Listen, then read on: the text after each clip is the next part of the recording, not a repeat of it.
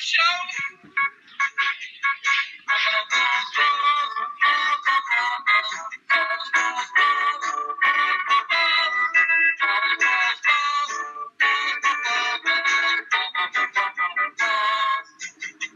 How's that? Okay, Balls, what's on your mind?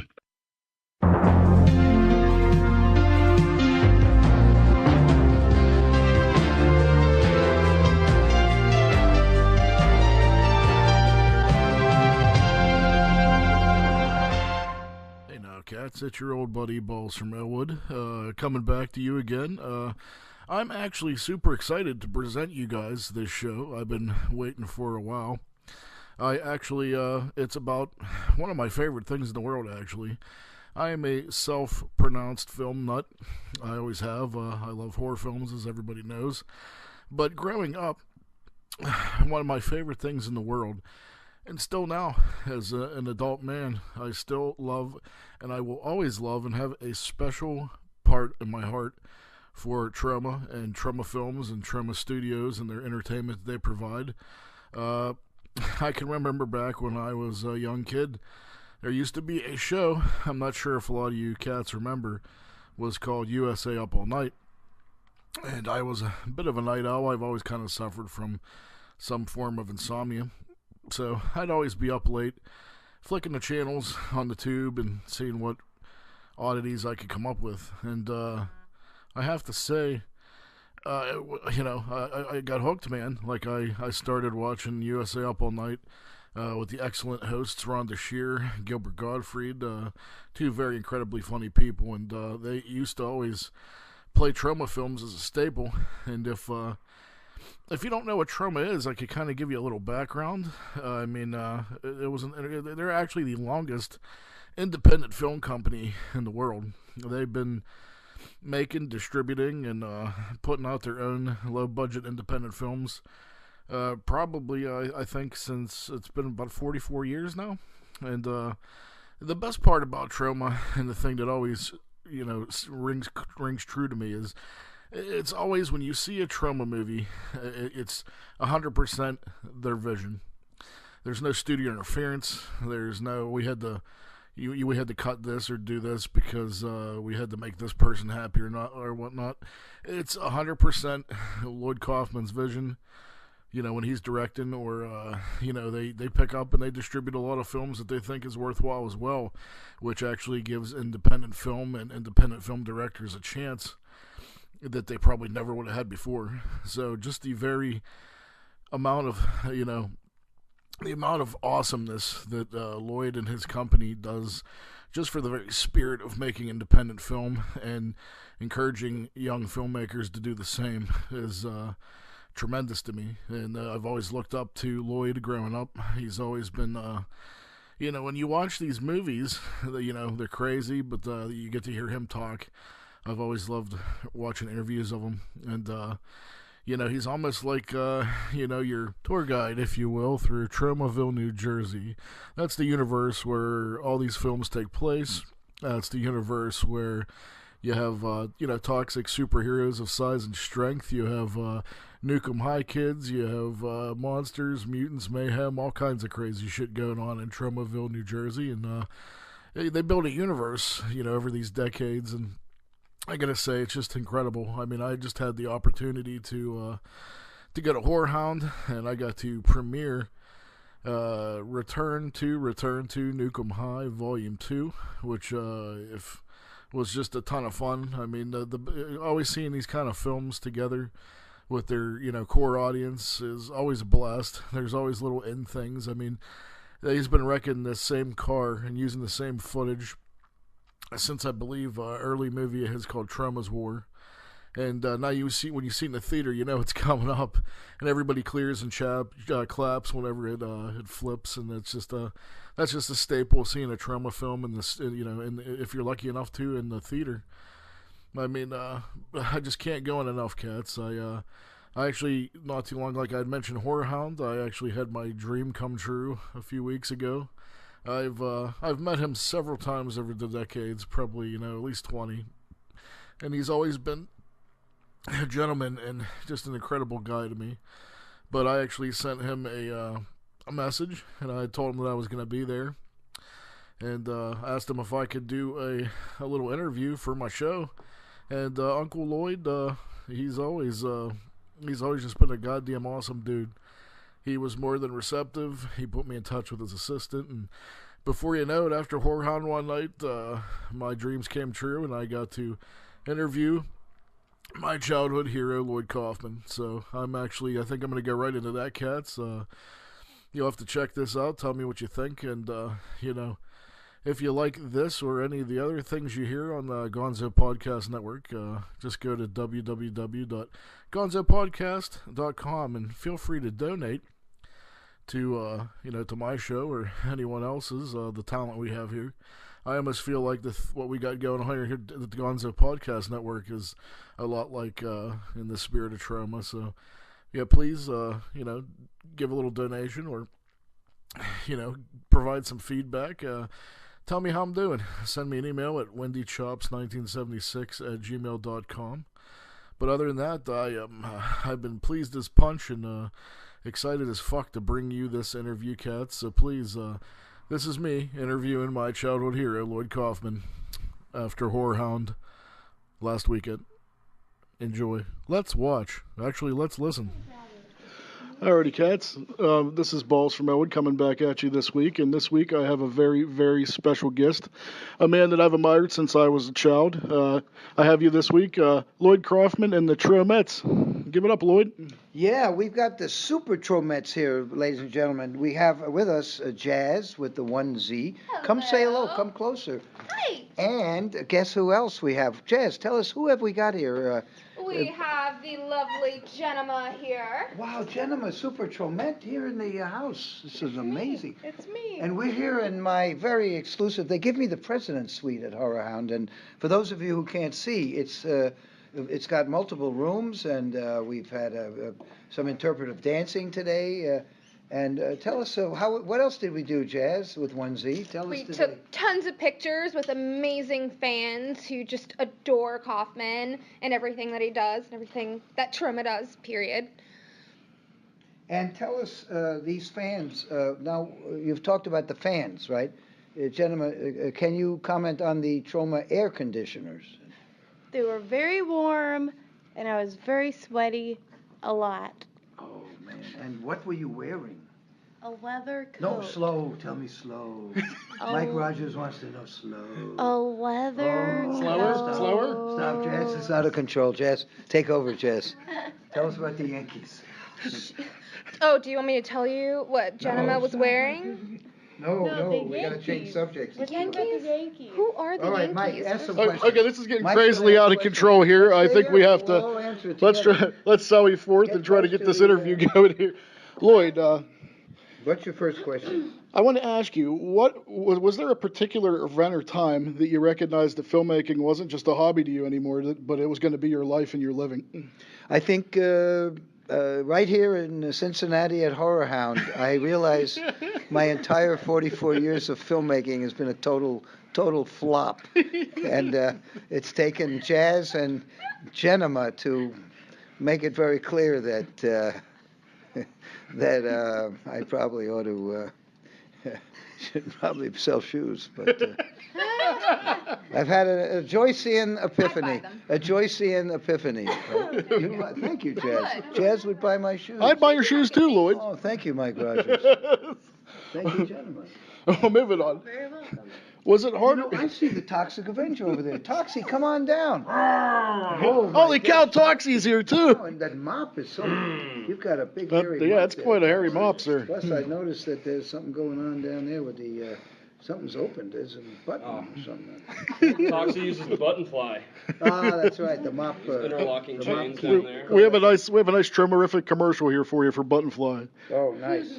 That's- So, what's next for the next question? Lloyd, I wanted to ask you, was it harder starting the longest running truly independent film company or keeping it going over the years? What was harder, starting it or keeping it going?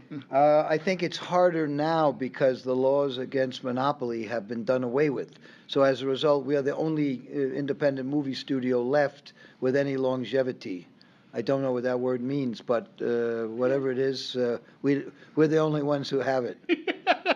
Absolutely. Mike Rogers, I got him to laugh. That's amazing. Yeah. Well, I'm a big jolly fat guy. I mean, that's not really all that Jazz tough. is the All right, what's next? What advice would you give to someone who wanted to have a life creating film? Jazz, what would you say? What would be good advice for somebody? You're young and beautiful. Get women with big boobs, big butts. That sounds like sound advice. That's also good for if you're doing a rap song. I suggested you have to decide. I mean, that is good advice because you're supposed to be entertaining. You're supposed to be commercial if you want to have a roof over your head. So that is very good advice. And if you want to be kind of a underground artist, you better get a day job. Let's put it like me. I should have gotten a day job. I could have been a good therapist for feet. Okay. What advice would you give to someone who wanted to? I already told. Fuck. See, I fucked it up already. Jeez. No, you didn't. This Holy is cow. going great. This is a very good interview. Oh, here we go.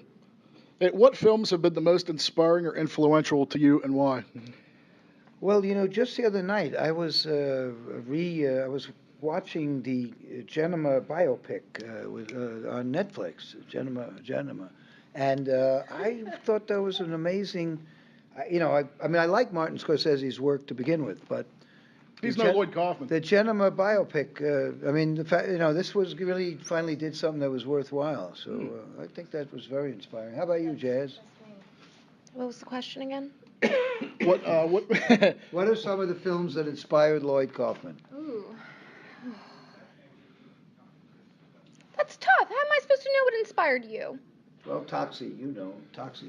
What inspired Lloyd? Oh, the fine, fine music of Leo Sayer. That is very Alrighty true. then. That is true. Chaplin and Keaton and John Ford and Leni Riefenstahl and Fritz Lang and Stan Brakhage but the biopic, the Genema biopic.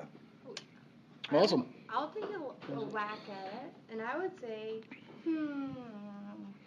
Little Shop of Horrors, because it's musical and gory and gutty and gross. Very true. Very Not the true. color one, but the black and white Oh, the one. Corman one. The one with Jack Nicholson, right? Because Oh, yeah. you like musicals, and I like musicals, and that's why Poltergeist is my fave. Oh, Wow, Poltergeist. is excellent. That's a everyone's musical. favorite. Being a gay married man, I've wept through many a Judy Garland song. And good point. And Roger Corman indeed was the large inspiration in proving that low-budget movies. Try it once more. Oh, no. We are high-fiving. That's what they do at the Oscars, except there they do it, they high-five themselves. We have They are two always people high-fiving themselves. Each person high-fives him or herself. We should do At any like rate. an under the legger. Can you do an under the legger? Oh, man. Oh, Right, I fancy. just did. I have I a. can't. By the I'm way, about to bust my head. balls. I've got an eye problem, so that's why I'm not touching people. Oh, no, it's cool. Usually I touch people. Yeah, I know. Normally, you wrote on my one DVD case about 15 years ago. I'll never forget the time that we spent together in Haiti, That is right, indeed. and I'll never forget it either. So there was lots of touching then. So I got all my fill of touching back then. We're Very good. beautiful. I now go to Tahiti with my. Ooh, hello. Well, actually, here's one about film. What common qualities or trends in film today do you find redundant? I have to say I don't see that many of the redundant films. In other words, I don't see the movies by Disney, Paramount, Sony, whatever. No, I'm kidding. I do see them. And I would say many of the superhero movies are redundant. And then when you see a masterpiece like Guardians of the Galaxy. Well, you know where he came from. Who's he? James Gunn. James Gunn, yes. He wrote I think Romeo that's. I and think. Juliet. Yeah, exactly. Romeo and I'd like to credit him coming up through Troma. Yeah, he did. He came up through the ranks at Troma. I think that helped a lot. He masturbated on my desk, as a matter of fact. Next, if you interviewed him. Now you could probably cut that chunk of desk out and sell it on eBay. Maybe. I've masturbated to James Gunn masturbating on my desk many times. Well, I'm pretty sure I've masturbated to you masturbating to James Gunn. I'm pretty sure I It was great. masturbated to him masturbating to James Gunn, you masturbating to him to James Gunn, him on his desk. How about There you, you go. Toxie? You got a big hairy mop. Toxie's masturbating right now. I know you guys can't see it, but he is. Ooh, Toxie, my God. Look out, Jess. Look out. Oh, my God. Ah, ah. Oh, it hit her right in the head. Oh, are you okay? We have insurance, don't worry. My eye. Oh, no. How can you? How have you stayed? Oh shit! What's that? How has it you been able to stay connected with your audience over the years, Lloyd?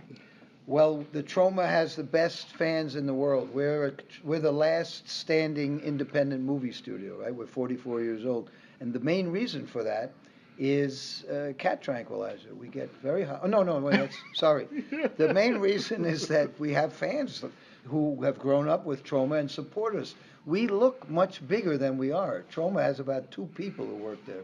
And we look like this giant corporation because our fans are out there telling their local movie theaters to play Return to Nukem, aka Volume 2. That's why it's getting so many screens, one at a time, not all at once.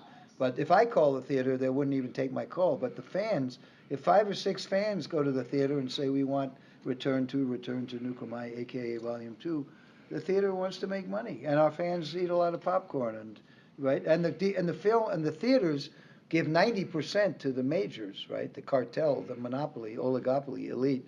They get 90%. We, the independents, we, the people who influence Deadpool and the others, we get only, if we're lucky, we get 35%. Yeah, I spent a lot of time with you. You premiered Citizen Toxic in we were in Pittsburgh. Haiti together. Come on. That's right. No, it was at Bruce's Incredibly Strange Video. I spent the weekend with you, and we had Troma Fest. I remember And that was a great time. Is there going to be any Troma Fest coming up? Troma Dance. Yes, we have our 19th Troma Dance. You ladies know Super Tromettes? Do you know what Troma Dance is? I do not know. I heard it's like a super cool dance party that you go to, and it's a bunch of 80s music. Well, that is a super cool dance party with 80s music, but that's the famous Troma Dance after party. Troma Dance Film Festival was created because the Sundance Film Festival is a slimy, disgusting, hypocritical, hating of independent art festival. Don't forget Satan Worshippers. And Trey Parker took us there one year, and we all found that they hate independent filmmakers. So Trey Parker and Matt Stone brought Cannibal the Musical there and had a 1-movie film festival. And that was a huge hit. So the next year we created Troma Dance Film Festival. You don't have to pay to submit your movies. Trey Parker and Matt Stone submitted Cannibal the Musical, and they paid the money to submit. I would never do that. We never.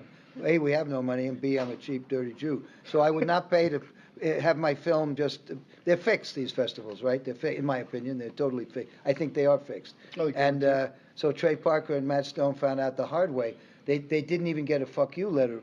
But since they didn't get the fuck you letter, they said, well, nobody told us not to come. So they came to Sundance. They set up a special room. That they had their own 1-movie film festival, the Cannibal the Musical Film Festival.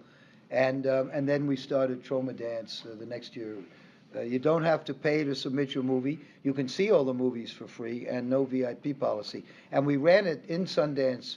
We ran the Troma Dance Festival for 10 years in the heart of Troma Dance on Main Street. And, we would rent a big bar or the big restaurants that are there. There was a big noodle place. We rented that one year. And then we had another venue in Salt Lake City. It would be for 2 days. So we had 2 theaters. They were all free. And we got a lot of attention. I think that Sundance cleaned up its act a little bit in hating the independents less. And now we've moved to Troma Dance. Originally, Troma Dance Festival was supposed to be a Three Stooges, fingers in the eye thing to Redford. But it became kind of serious, and people kind of took the Troma Dance Festival serious.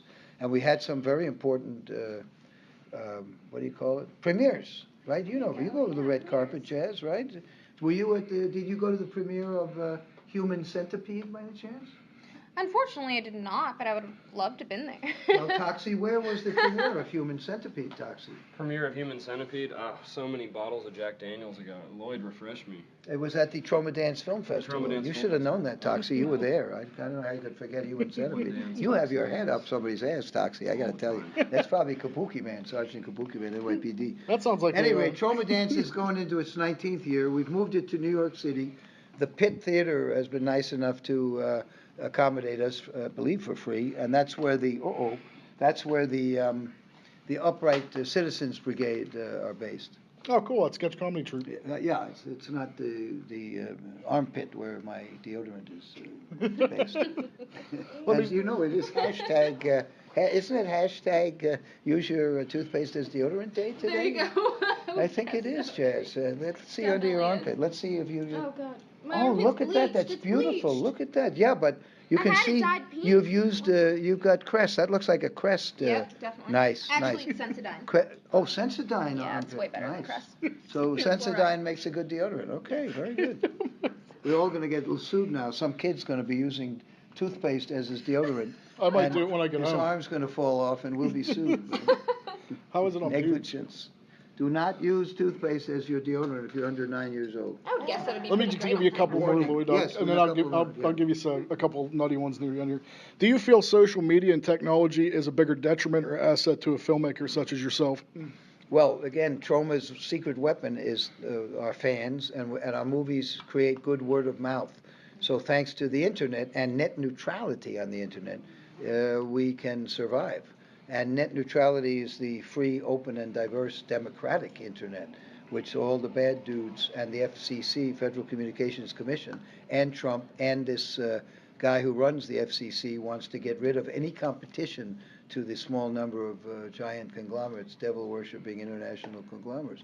So they want to get rid of competition. They want to get rid of the angry video game nerd. They want to get rid of suicide girls or whatever it's called. They want to get rid of any, rap battles. All these new stars, every time they get 1 million eyeballs, those are eyeballs that are not looking at Rupert Murdoch's garbage, right? Mm-hmm. And Troma has a pretty big following. Nothing compared to the YouTube stars, right? Absolutely. So FCC, this Ajit Pai, he's the chairman of the FCC. He was a hack for Verizon. So the Verizon wants to get rid of net neutrality. AT&T is buying Time Warner, right? It's a small cartel, and they don't want competition, and they want to be able to charge more for us to use the internet and less for them to use the internet. They want their customers to be able to pay less and get speedier internet service, and then everybody else is going to be on a bumpy road unless you can pay up to be on the superhighway. So it's pretty grim. And that's why the new technology is vital for Troma. And I can tell you, Google is cracking down on independence, right? They're demonetizing for so-called moral reasons. They're not demonetizing Rupert Murdoch's movies. They're demonetizing your movie or Jazz's movie or Toxie's movies. They're demonetizing independent movies, alleged moral, because there might be, and they're demonetizing YouTube stars for using a word like shit or fuck, even though Allen Ginsberg did it. And I mean, Lenny, what's his name? Who was the great? Lenny Bruce, not to mention Bruce Wayne. Now, the other point I wanted to make is that Amazon is doing the same thing. They're kicking off independent films for so-called moral reasons, and they're not paying the independents very much because they're using all their money to be part of the mainstream. So they're using the independent movies to subsidize the billions of dollars they're spending on content. So it's a very bad situation, and we nerds have to fight and tell our elected representatives to keep net neutrality going and not get rid of net. Keep it.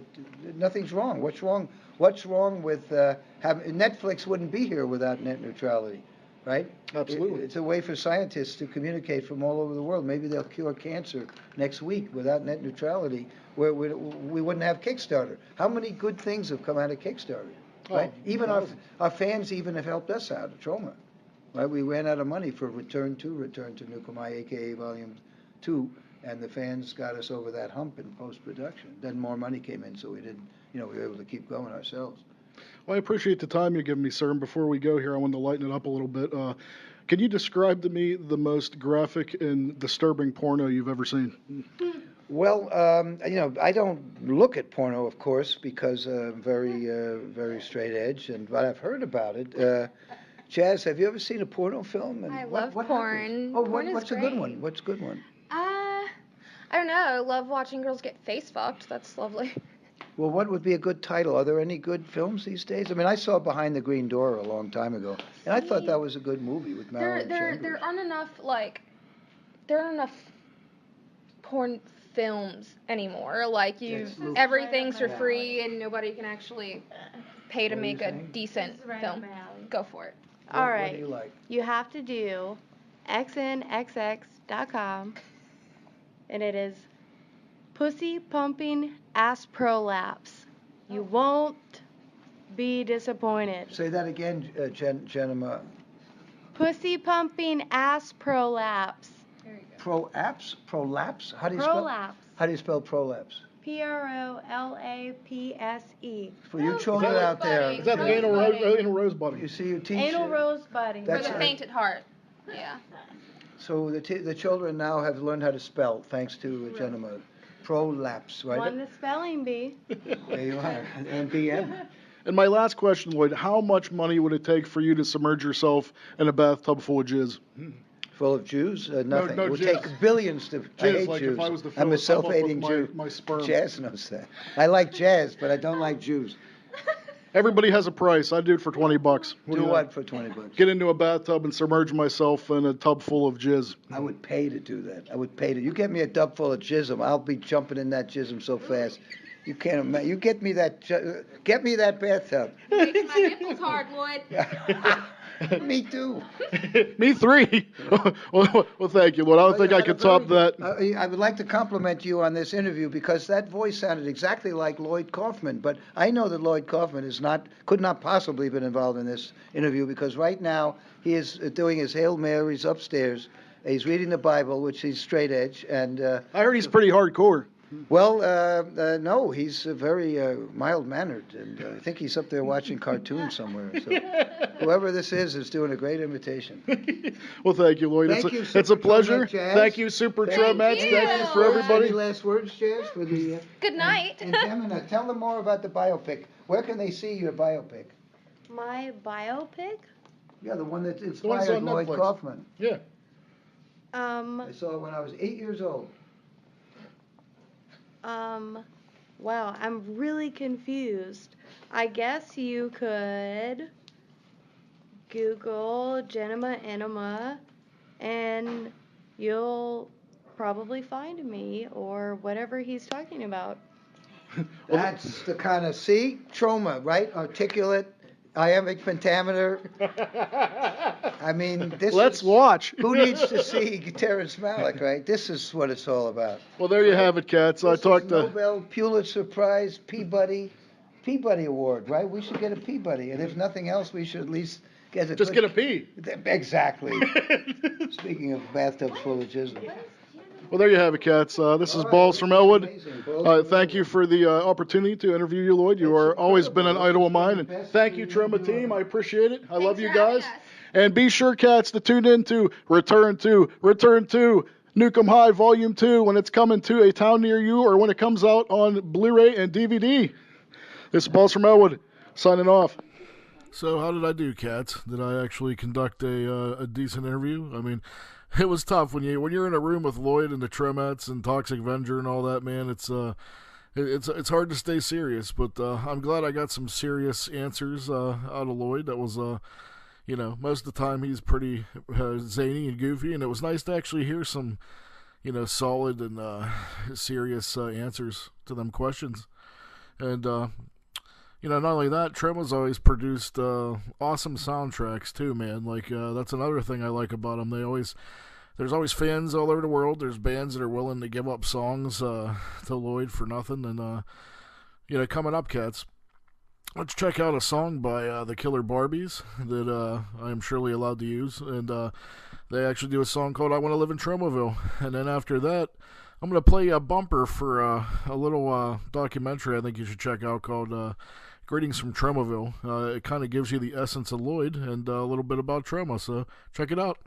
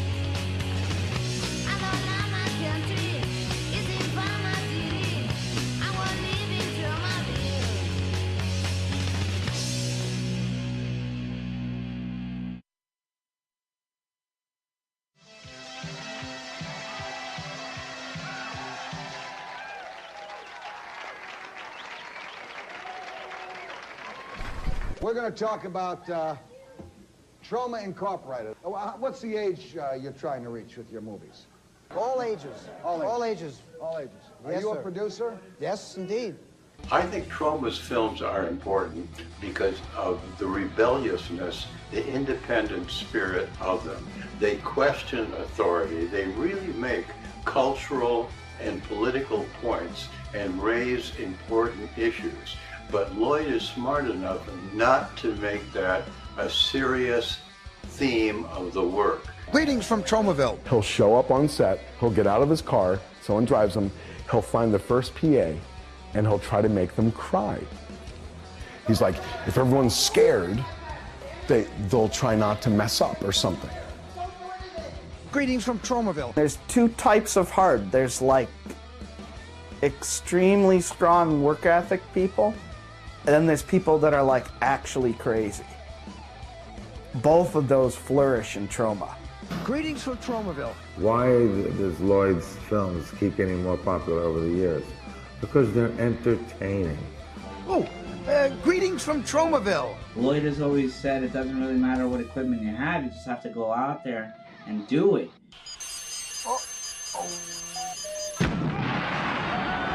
Well, now you're in safe haven, calm, quiet, relaxing Tromaville. All your cares just dissolve away.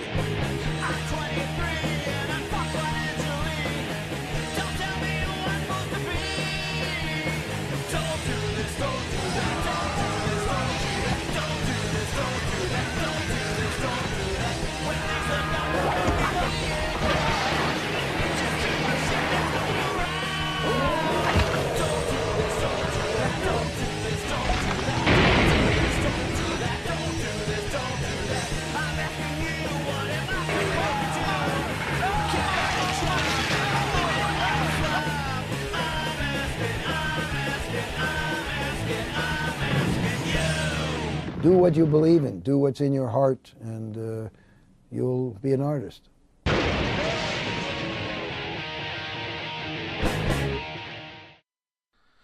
If you want to catch this film, Cats, or any of the other fine films that you've heard about today, feel free to visit www.troma.com and order DVDs and Blu-rays.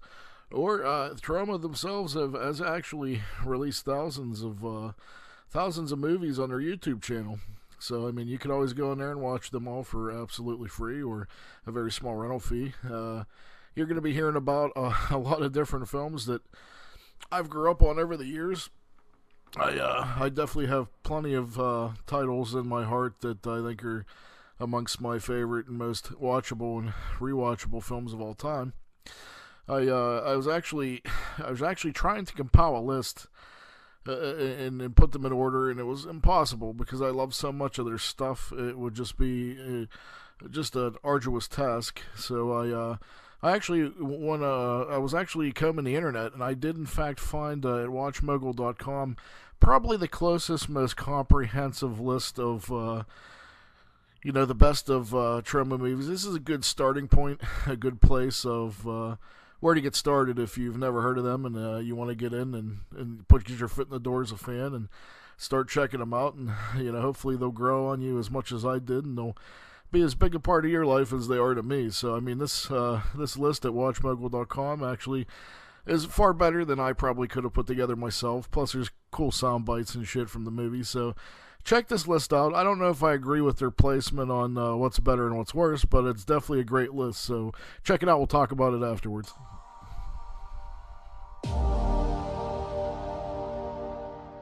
Today, I'm here to speak on an issue of great social significance. Hermaphrodites. Since 1974, this independent film production company has given audiences some of the most depraved scenes ever captured on tape. Get her a goal! Yeah! And we couldn't be more grateful. Welcome to WatchMogul.com, and today we're counting down our picks for the top 10 Troma movies. For this list, we're ranking the most popular movies that were produced or released by Troma Entertainment, the independent film studio co-founded by directors Lloyd Kaufman and Michael Hertz. Now let's make some art! Number 10, Redneck Zombies. Get off my land! Get off my soil! In this horror comedy, a family of hillbillies uses a toxic waste barrel to distill moonshine. And as a result, they create a green substance that turns them and their entire community into zombies. Meanwhile, city slickers camping nearby are unaware of the zombie outbreak that awaits them. Portraying country folk as lazy, stupid, and illiterate, this film plays on every redneck stereotype in the book. I feel funny, Bob!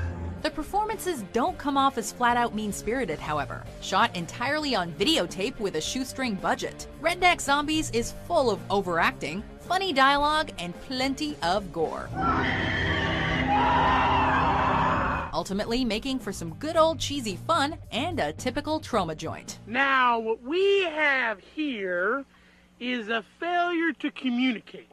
Number 9, Mother's Day. Look, Jackie, one weekend a year you can relax. When you're with the Rat Pack, no one dumps on you. Directed by Charles Kaufman, Lloyd Kaufman's brother, this exploitation film begins with 3 friends who met in college, reuniting for their yearly camping trip. In the middle of the remote wilderness, the women are kidnapped and held captive by 2 hicks who live with their controlling, sadistic mother. Her first. Oh, but Ma, she kicked me. Upon its release, the film was hated by critics, most notably Roger Ebert, for being violent and disturbing. But that's usually a badge of honor for a Troma movie. I love you.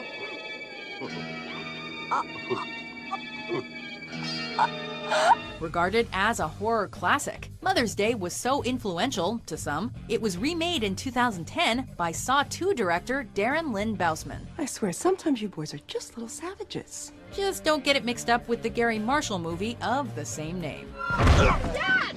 Are you okay, Dad? Happy Mother's Day. Number 8, Troma's War. Looks like someone slashed his face with a razor. Well, he needs stitches. Following an airplane crash on a desert island, a group of survivors find themselves at odds with a terrorist faction plotting to destroy America. You got to come with me. There's some people who'd like to see you. Mixed with wacky slapstick, the film was meant to be an ambitious satire on the Reagan-era's infatuation with war, as well as a parody of Rambo and other action flicks that came out of the late 80s. And it succeeded.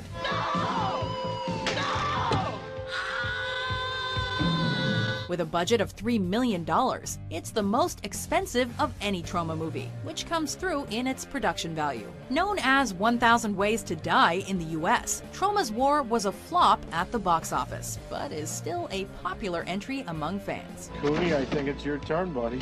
Number 7. Poultrygeist, Night of the Chicken Dead. If your food is so delicious and nutritious, General, how do you explain this? This film is centered on a fried chicken restaurant named the American Chicken Bunker, which opens up in small-town New Jersey.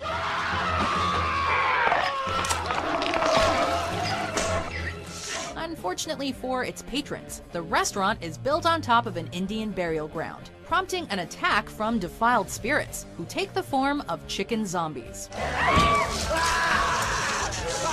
My sugar leg! A satirical look at the fast food industry. I know it's fattening, but I love the skin. I hate the skin!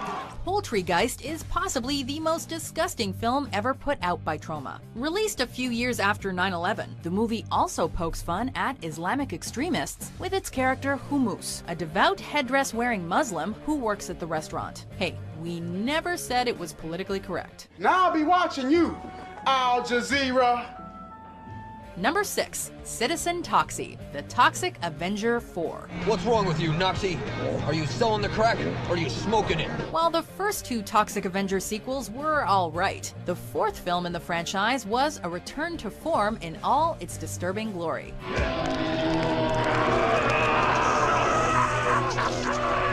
In this sequel, the Toxic Avenger, Tromaville, New Jersey's favorite superhero, winds up in another dimension, in a mirrored reality version of his home, aptly named Amortville. For every dimension, there exists a diametric opposite of that dimension. When the Toxic Avenger returns from the alternate dimension, he must face his evil double, the Noxious Offender, who'd been running amok in Toxie's absence. That's what I call a facelift. Tackling controversial subjects like the Columbine Massacre and abortion with an aw shucks attitude, Citizen Toxie isn't for the faint of heart. Oh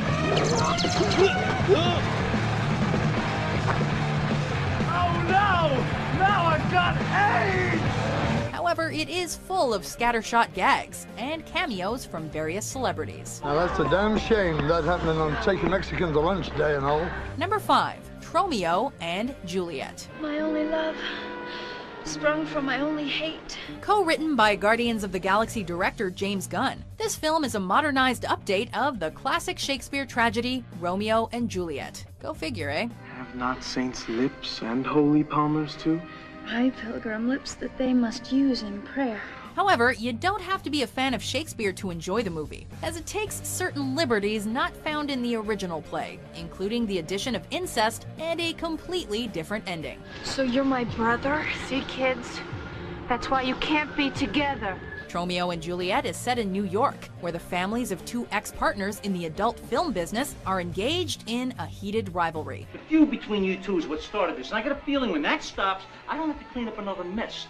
Started by a Q to a Capulet, or a Capulet to a Q. Caught in the middle of the rivalry are, of course, Tromeo and Juliet, whose relationship is complicated by Juliet's father. You listen to me. You will never, ever see Tromeo Q again. Marking his first appearance in a Troma movie, Lemmy Kilmister of Motorhead serves as the narrator. 2 households, differences, dried plums and pears, in fair Manhattan, where we lay our scene. Number 4, Cannibal, the musical. Are you looking in my eye? Are you looking in my eye? No. South Park creator Trey Parker wrote, directed, and starred in this musical while he was still a film student at the University of Colorado. And let's just say that his brand of twisted humor is right at home in a Troma flick. I'm better than the baddest sailor. I make love to women 10 feet tall. I've got a chest of wonder and balls of thunder. I can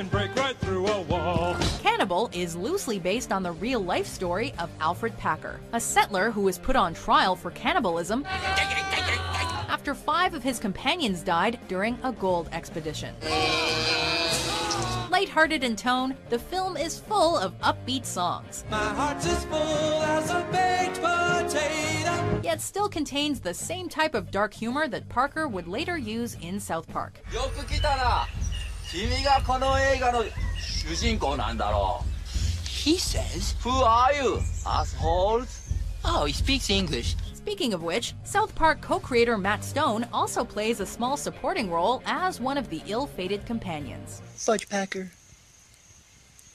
Number 3, Class of Nukem High. Time to die! Following the success of The Toxic Avenger, Lloyd Kaufman decided to make another horror movie about the consequences of nuclear power. In this film, chemical side effects from a nuclear plant located next to Tromaville High School turn the school's honor students into a gang of radioactive drug dealers called the Cretins. The Cretins! Those guys are animals. I mean, they could have put anything in it. When Warren and Chrissy smoke nuclear-tainted marijuana grown by the Cretins, Warren develops mutant powers, and Chrissy gives birth to a horrible monster.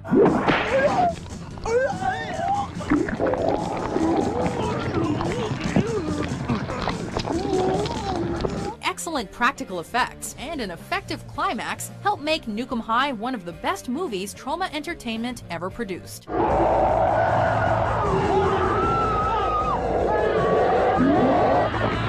Disturbing as it may be.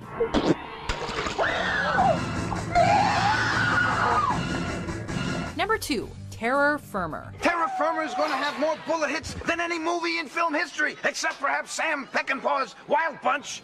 But we're going to have exploding breasts, and that's far more historically significant. Loosely adapted from Lloyd Kaufman and James Gunn's book, All I Need to Know About Filmmaking I Learned from The Toxic Avenger. This slasher flick takes place, appropriately, on the set of an out-of-control Troma production. Making matters worse, a serial killer is stalking the film crew and murdering them one by one. Red meat is bad for your heart. Oh, there it goes. Never mind. Terror Firmer contains some of the funniest gags and most outrageous scenes ever found in a Troma movie. And one of the film's highlights is Kaufman playing a blind, eccentric director. Now, if I have to go around and wipe your asses, just let me know. Just let me know. I'll get some toilet paper. I'll run around in each and every one of you and wipe your asses. Let me know. Towards the end of the film, there's also a PSA starring Matt Stone and Trey Parker about hermaphrodites. You know, typical slasher movie stuff. Before we unveil our number 1 pick, here are some honorable mentions. Oh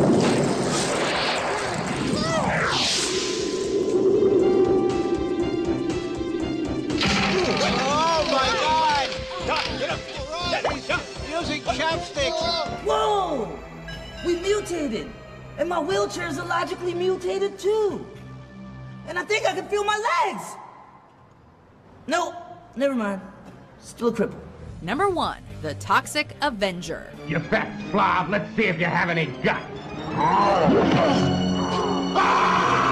In this cult classic, a 98-pound weakling janitor named Melvin falls into a vat of toxic waste and becomes the Toxic Avenger, the first superhero from New Jersey.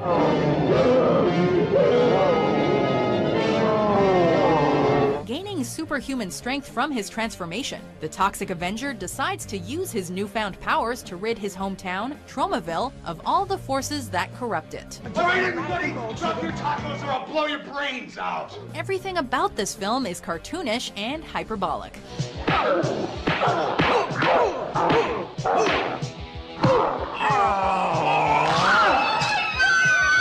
From the sociopathic villains to the gruesome death scenes.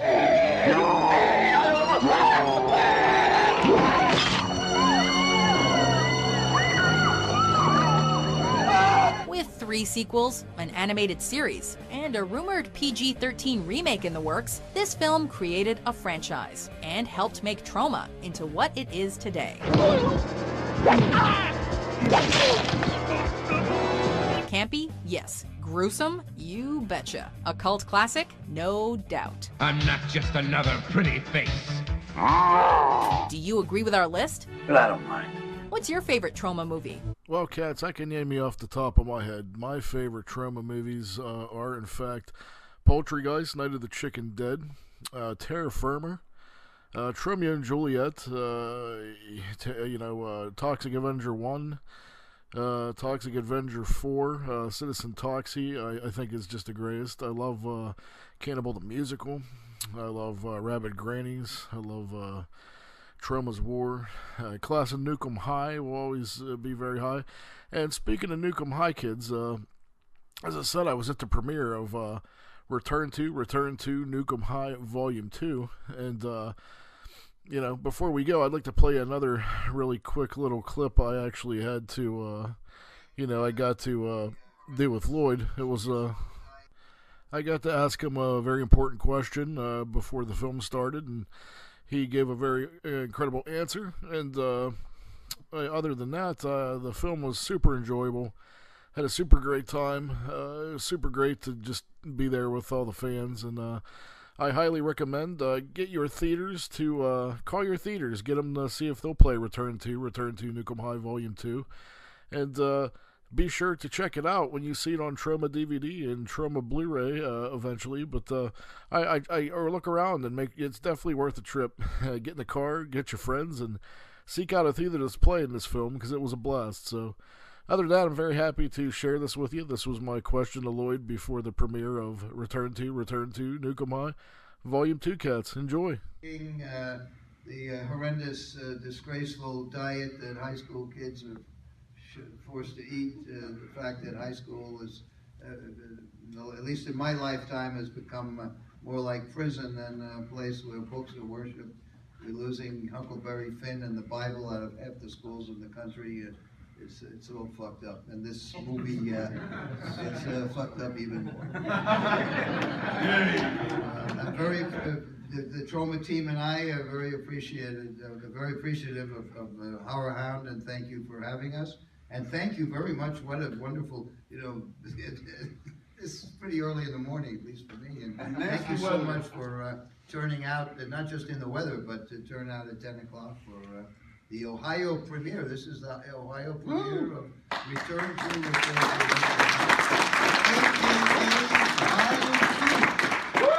We've got time for a couple of questions if anybody has any questions. Well, I'll tell you what, if you have questions after screening the film, we got one over here. Oh! Question. Yeah, Lloyd, I just wanted to ask you, what was the hardest part about making this film? What is the hardest part about making a Troma movie? It's a good question, actually.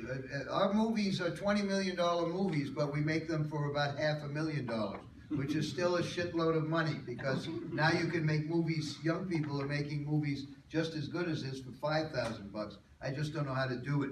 And I think the hardest thing is putting all the pieces together, because there are thousands of people, there are transformations, there's monsters, there's tons of costumes.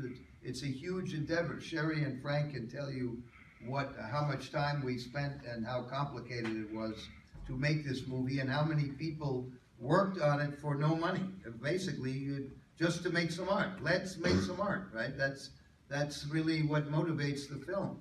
And people came from all over the world, from Portugal, from Japan, from Australia, from California, from Canada. They came from all over the world to sleep on the floor in Niagara Falls, New York. We lived in a vacant funeral home. And so the conditions were very, very tough. We had to learn how to defecate in a paper bag, things like that. And so it's here's what you do.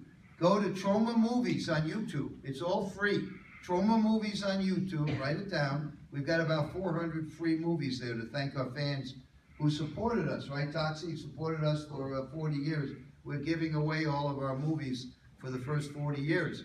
And if you subscribe, you'll get an email telling you what additional content is put up. And recently we put up Poultry in Motion, Truth is Stranger Than Chicken, which is the documentary about the making of Poultrygeist, Night of the Chicken Dead. Check that documentary out, and you will see that everything is hard. Everything about making the Troma movie is very, very difficult and very stressful. And right now I'm actually we're going to start, we're just starting pre-production on our next movie, which is based on Shakespeare's The Tempest, and I'm freaking out totally because I just don't even know where to begin. It's very, very ambitious, much too ambitious. But that's why you see a little bit backstage with our movies. They're very rough around the edges because we can't take the time. We can't take the time, and we don't have the resources to make everything perfectly in focus or make everything. We may have to have a little bit of backstage showing in our movies. So that's sort of the trade-off. But it's kind of what makes them fun. Absolutely. It's a good question. Very hard making a Troma movie.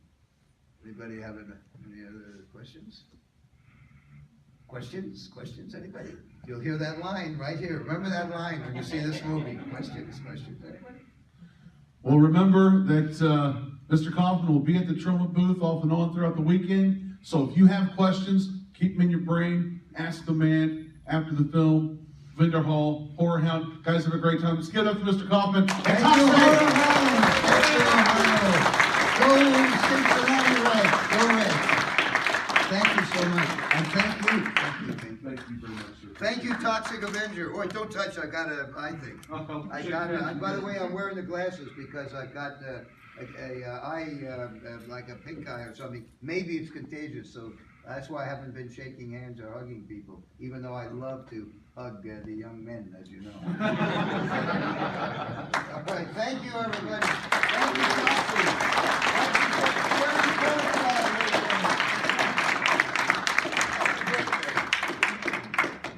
Hey cats, it's almost that time again. We're coming to the close of the show. Before we go, I actually just want to leave you with another song from an incredible Troma movie called Terror Firmer. The band is Entombed.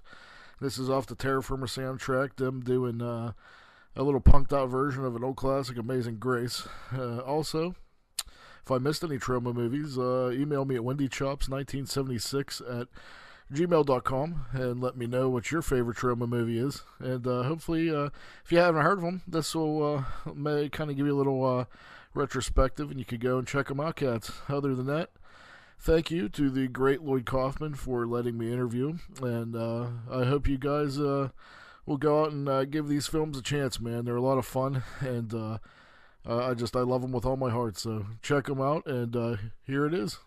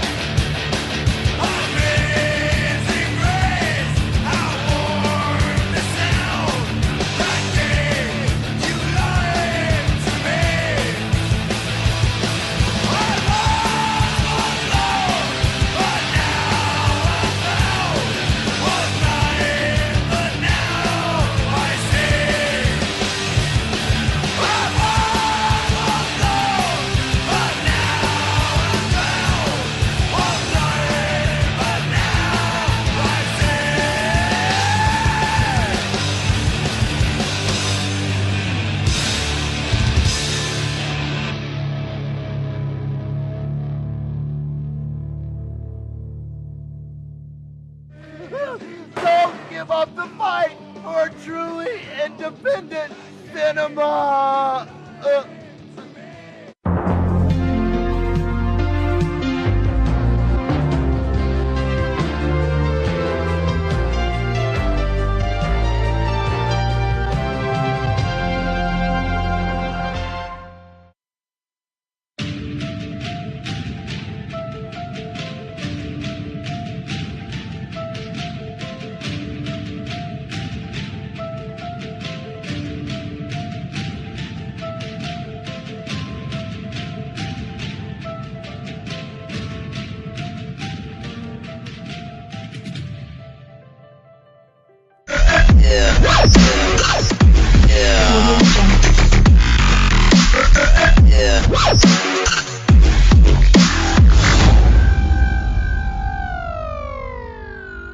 Audio Jungle.